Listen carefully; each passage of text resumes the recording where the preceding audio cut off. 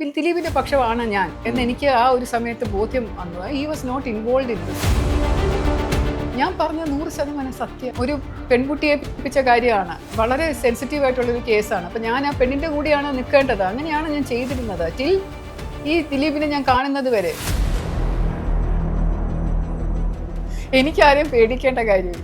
നീതി, ന്യായം എന്ന് പറയുന്ന നിയമപുസ്തകങ്ങളിൽ ഇല്ലാത്തത് കൊണ്ടുവരികയാണ് വേണ്ടത്. പോലീസ് ഓഫീസേഴ്സ് എന്ന് പറഞ്ഞാൽ ഇതും കൂടെ ചെയ്യണ്ടേ. സ്മാർട്ട് ഫോൺ പർച്ചേസിന് ഓക്സിജൻ നൽകുന്ന ഉറപ്പ്. ഏറ്റവും കുറഞ്ഞ വില, വമ്പിച്ച collections, best finance, cash back and exchange ഓഫറുകൾ. സ്മാർട്ട് ഫോണിന് only oxygen. Oxygen, the smart phone expert. 1938 കേരളത്തിൽ ആദ്യമായൊരു വനിതാ നിയമപാലക ഉണ്ടാവുന്നത്. കുട്ടിയമ്മ എന്നായിരുന്നു അവരുടെ പേര്. അതിനുശേഷം പതിറ്റാണ്ടുകൾ എടുത്തു കേരളത്തിൽ ആദ്യമായ ഒരു IPS ഉണ്ടാവാൻ, ഒരു DGP ഉണ്ടാവാൻ. അവരുടെ പേര് R. ശ്രീലേഖ എന്നാണ്. ഇപ്പോൾ ഒരു രാഷ്ട്രീയ പ്രവർത്തക കൂടിയാണ് അവർ. മനസ്സ് തുറക്കുന്നു. നമസ്കാരം. നമസ്തേ മാം. ദിലീപ് എന്ന കുറ്റാരോപിതന്റെ സൈഡ് പിടിക്കുകയാണെന്നുള്ള വാർത്തകൾ വന്നു, പ്രചാരണങ്ങൾ വന്നു. അതിന്റെ കുറച്ചുകൂടി ഡീറ്റെയിൽഡ് ആയിട്ടുള്ളൊരു വേർഷൻ പിന്നീട് മാമിന്റെ സ്നേഹപൂർവ്വം ശ്രീലേഖ എന്നുള്ള യൂട്യൂബ് ചാനൽ 75ാം എപ്പിസോഡിലും അത് വന്നു. ഒരു മാധ്യമങ്ങളിൽ വരാത്തൊരു പ്രത്യേകത, ഒരു അന്വേഷണാത്മക സ്വഭാവം ഉണ്ട് 75ാമത്തെ എപ്പിസോഡിന്. അങ്ങനെ ഒരു എപ്പിസോഡ് ചെയ്യുക, അതും ഞാൻ നേരത്തെ പറഞ്ഞ ഇങ്ങനെ ഒരു കോണ്ടെക്സ്റ്റ് ഉള്ളപ്പോൾ അത് ചെയ്യുക, അത് എന്തായിരുന്നു? കാര്യങ്ങൾ കുറച്ചുകൂടി ക്ലാരിഫൈ ചെയ്യാൻ വേണ്ടിയിട്ടുള്ള ശ്രമമായിരുന്നു.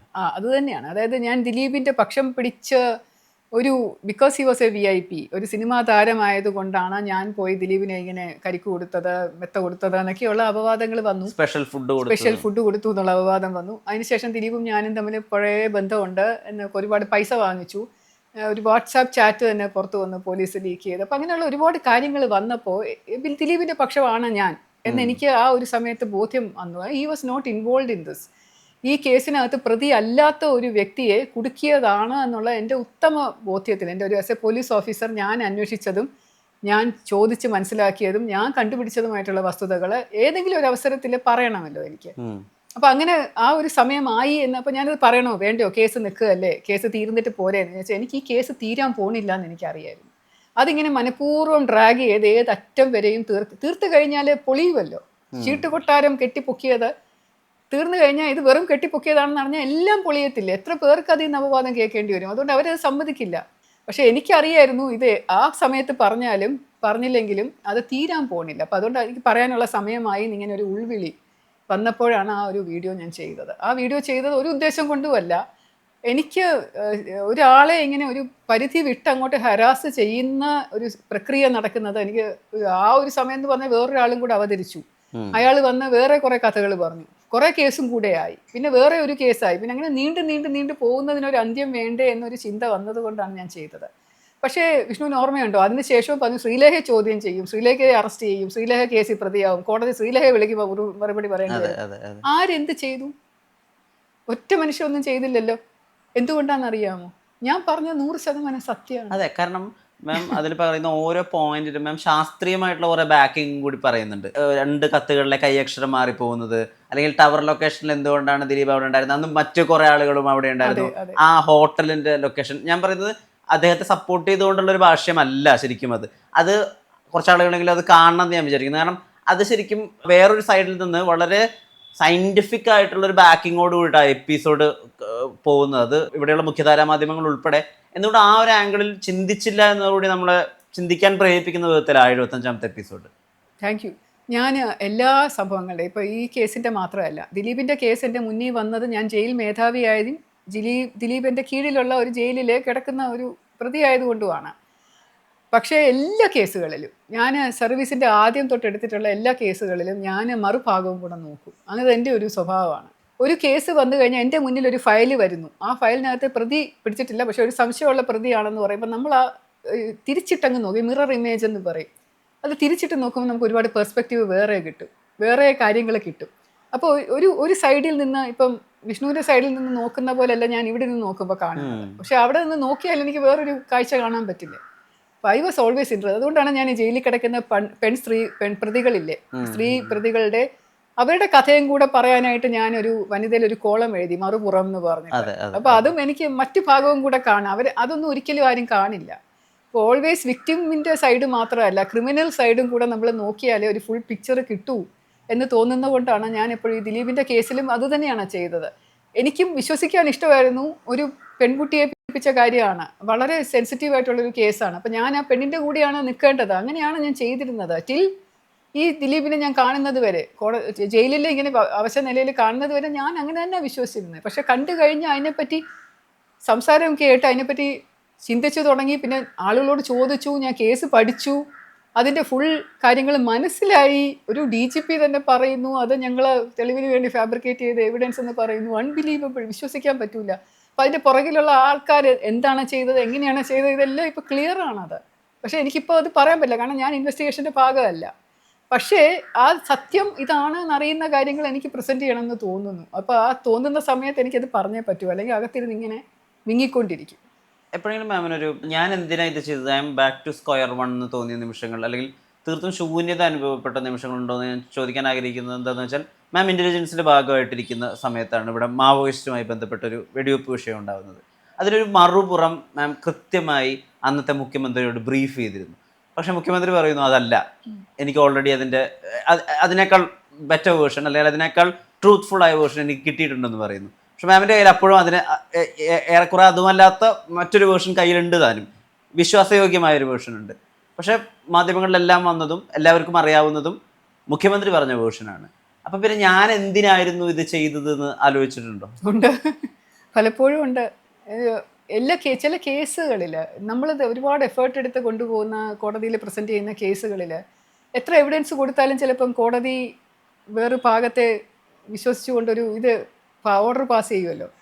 അപ്പോൾ ആ സമയത്ത് ഇപ്പം ചില ആളുകളെ ശിക്ഷിക്കാതെ വെറുതെ വിടുമ്പോൾ, അല്ലെങ്കിൽ നമ്മൾ രക്ഷപ്പെടണം എന്ന് ആഗ്രഹിച്ച് പോകുമ്പോൾ ഒരു ശിക്ഷ കിട്ടി കിടക്കുന്നത് കാണുമ്പോൾ, അതൊക്കെ നമ്മൾ ഇപ്പം എന്തിനാണ് എന്നൊക്കെ തോന്നാറുണ്ട്. അയ്യോ, വളരെ നമ്മൾ ഇത്രയും പ്രവൃത്തി എടുത്തിട്ട് ഇത്രയും കഷ്ടപ്പെട്ട് ചെയ്തിട്ട് ഒരു ഫലവും ഉണ്ടായില്ലല്ലോ എന്ന് തോന്നുന്ന അവസരം വന്നിട്ടുണ്ട്.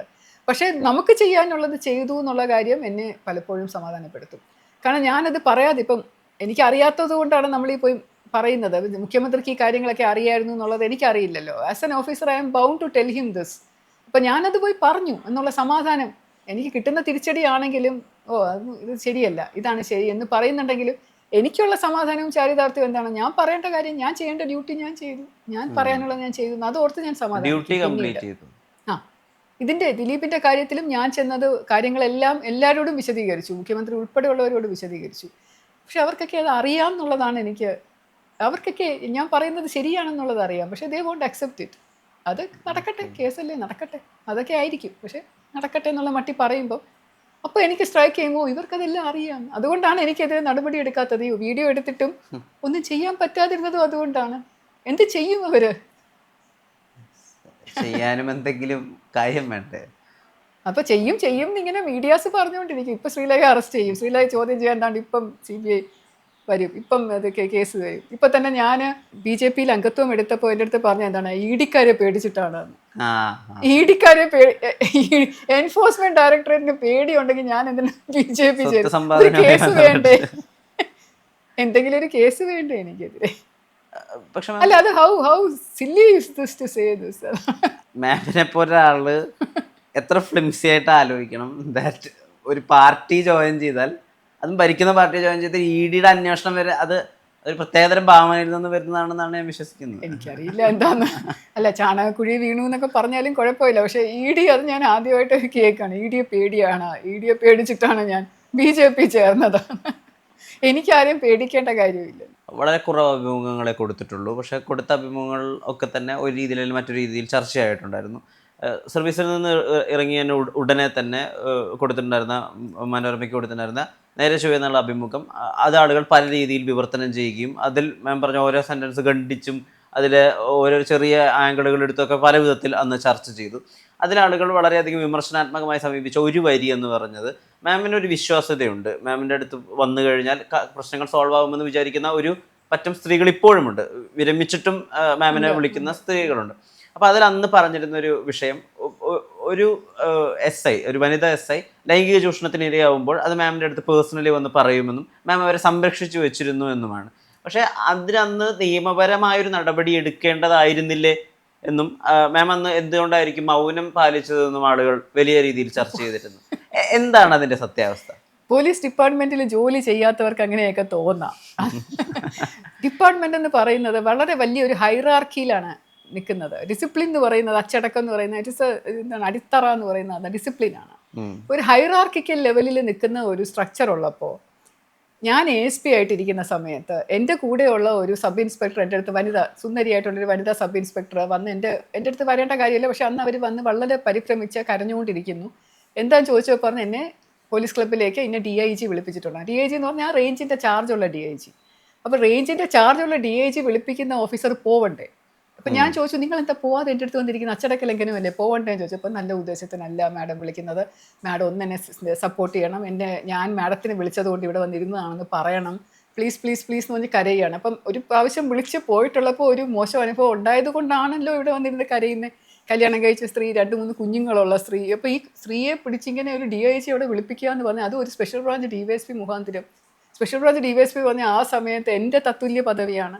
SP-ക്ക് ഇതിനെപ്പറ്റി ഒരു കാര്യവുമില്ല പറഞ്ഞിട്ട്. അപ്പം ഞാൻ ഇതിൽ ഈ ഒരു കാര്യത്തിൽ ഞാൻ DIG വിളിച്ച് പറയുകയാണ്, സാർ വിളിപ്പിച്ച ഇന്ന ഓഫീസർ എൻ്റെ മുമ്പിൽ ഇരിക്കുകയാണ്. അപ്പം എനിക്ക് തോന്നി, അപ്പം കഷ്ടമല്ലേ, അപ്പോൾ സാർ എൻ്റെ മുമ്പിലിരിക്കുകയാണ്, അവർക്ക് വരാൻ പറ്റില്ല കേട്ടോ സാർ, ഞാനത് പറയാൻ വേണ്ടി വിളിച്ചാണത്, ഞാനത് വെച്ചു. ഈ ഒരു കാര്യത്തിന് ആ പ്രശ്നം തീർന്നേ. അദ്ദേഹത്തിനും മനസ്സിലായ കാര്യം എന്താണെന്ന് എനിക്കറിയാം. അങ്ങനെ സോൾവ് ചെയ്യുന്നതാണ് ബെറ്റർ. ഇതുപോലെയുള്ള ലൈംഗിക ചൂഷണം അനുഭവിക്കുന്ന ഒരുപാട് വനിതാ ഓഫീസേഴ്സ് ഉണ്ടെന്നുള്ളത് എനിക്കറിയാം. എൻ്റെ മുന്നിൽ വന്ന ഒരു കാര്യം, ഞാൻ ആ DIG-ക്കെതിരെ എങ്ങനെ പരാതി കൊടുക്കും? എന്ത് പ്രൂഫിൻ്റെ ബേസിസിൽ? ഇവരുടെ പ്രൂഫിൻ്റെ. അവർക്ക് ജോലി പോകില്ലേ? കുടുംബം നഷ്ടപ്പെടില്ലേ? അവരുടെ ഭർത്താവ് അറിയില്ലേ? എങ്ങനെയാണ് ഞാനത് പബ്ലിക്കാക്കി അവരെ സപ്പോർട്ട് ചെയ്ത് DIG-ക്കെതിരെ ആക്ഷൻ എടുക്കുന്നത് ആസ് എൻ ASP? എനിക്കതെങ്ങനെ ചെയ്യാൻ പറ്റും? എന്നെക്കാളും 2 റാങ്ക് സീനിയറാണ് ഞാൻ. ASP ആയിരിക്കുമ്പോൾ SP, DIG എന്ന് പറഞ്ഞാൽ 2 റാങ്ക് സീനിയർ ആയിട്ടുള്ള ആളാണ്. ആൾക്കെതിരെ ഞാൻ DGPക്ക് പരാതി കൊടുക്കണം. ഞാനിത് പറയാം എന്നല്ലാതെ, DGPയുടെ അടുത്ത് പരിചയമുള്ള ഒരു DGP ആണെങ്കിൽ, എനിക്ക് സൗഹാർദ്ദപരമായിട്ട് സംസാരിക്കാവുന്നതാണെങ്കിൽ, സാർ ഇങ്ങനെ ഒരു സംഭവം ഉണ്ടായി കേട്ടോ സാറിന് പറയാമെന്നല്ലാതെ നടപടി എടുക്കണമെന്ന് പറഞ്ഞ് എനിക്ക് എഴുതി റിപ്പോർട്ട് ചെയ്ത് കൊടുക്കാൻ പറ്റുമോ? ഞാൻ പോലും കുറ്റക്കാരിയാവില്ല ആ സമയത്ത്. പറ്റില്ല, അത് ഇമ്പോസിബിൾ ആണത് ആ ഒരു സമയത്ത്. It's A best way. പല കാര്യങ്ങളും ഞാൻ അങ്ങനെ ചെയ്തിട്ടുണ്ട്. ഒരു കലുങ്കിലിരുന്ന് 2 പയ്യന്മാർ ഒരു പെൺകുട്ടിയെ കമൻ്റ് അടിച്ചു എന്ന് പറഞ്ഞു കഴിഞ്ഞാൽ, അവർക്കെതിരെ എനിക്ക് കേസും എടുക്കാം. കമൻ്റല്ലേ, അത് അവരെ വിളിച്ച് 2 അടിയും കൊടുത്ത് കേസും എടുത്ത്, അല്ലെങ്കിൽ ജയിലിലാക്കി അവരുടെ ഭാവിയും തൊലയിക്കാം. അല്ലെങ്കിൽ അവരുടെ അടുത്ത്, കുട്ടിയുടെ അടുത്ത് പറഞ്ഞ് സമാധാനിപ്പിച്ച്, പോട്ടെ മോളെ, ഇനി കുറച്ച് ധൈര്യമായിട്ട് അവർ പറയുന്നത് തവള കരയുന്ന പോലെ കൺസിഡർ ചെയ്താൽ മതി എന്ന് പറഞ്ഞ് ധൈര്യം കൊടുത്ത് വിട്ട്, അവന്മാരെ വിളിച്ച് മേലിൽ കലങ്കിലിരുന്നുകൊണ്ട് അശ്ലീല ഗാനങ്ങൾ പാടരുതെന്ന് പറഞ്ഞ് വഴക്ക് പറഞ്ഞ് വിടുകയും ചെയ്യാം. Which is A better option? ഏതാണ് നല്ലത്? 2 കുട്ടികളുടെ ഭാവി കളയുന്നതാണോ? കളഞ്ഞിട്ടും അവർക്കെതിരെ കേസെടുത്തുകൊണ്ട് ഈ കുഞ്ഞിന് വേണ്ടിയിട്ട്, ആ കുട്ടിയുടെ ഭാവി എത്രയോ വർഷം കഴിഞ്ഞത് കോടതിയിൽ കേസ് വരുമ്പോൾ അതിന് കല്യാണത്തെ കഴിച്ചൊക്കെ ഇരിക്കുന്നവർ അത് കോടതി വരാൻ പോലും താല്പര്യം കാണില്ല.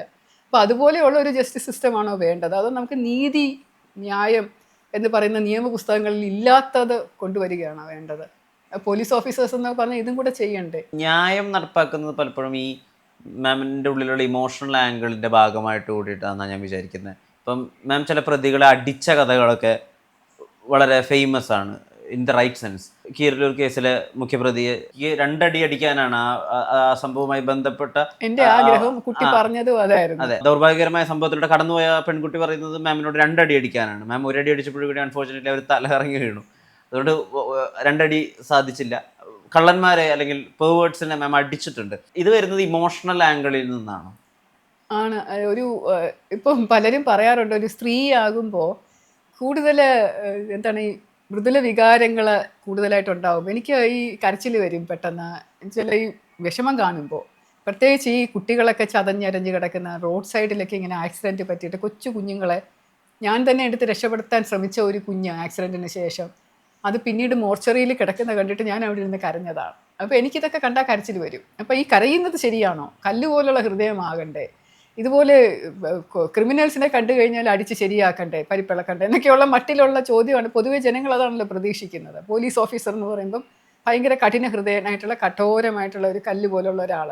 പക്ഷേ എനിക്ക് എൻ്റെ കാഴ്ചപ്പാടിൽ ഇതുപോലെയുള്ള ഇമോഷണൽ ഒരു വ്യക്തിക്ക് ഫീലിങ്സ് ഉണ്ടെങ്കിൽ, എമ്പത്തി ഫീൽ ചെയ്യുന്ന ഒരാളാണെങ്കിൽ തീർച്ചയായിട്ടും വലിയൊരു അസറ്റാണ് പോലീസിൽ. അതുകൊണ്ടാണ് ഞാൻ പറയുന്നത് വനിതകൾ ഒരുപാട് പേര് വരണം എന്ന്. കൂടുതലും വനിതകൾ ഇവിടെ വന്ന് IPS ഓഫീസേഴ്സായിട്ടും താഴെയുള്ള സബ് ഇൻസ്പെക്ടർ റാങ്കിൽ വനിതകൾ എല്ലാ പോലീസ് സ്റ്റേഷനുമൊക്കെ, കുറേ പോലീസ് സ്റ്റേഷനുകൾ, ഇപ്പോൾ 500 പോലീസ് സ്റ്റേഷൻ, 525 പോലീസ് സ്റ്റേഷൻ, 200 എണ്ണമെങ്കിലും വനിതകൾ SHOs ആയിട്ട് വന്നു കഴിഞ്ഞാലുള്ള ഭയങ്കര മാറ്റമായിരിക്കും സമൂഹത്തിൽ വരാൻ പോകുന്നത്.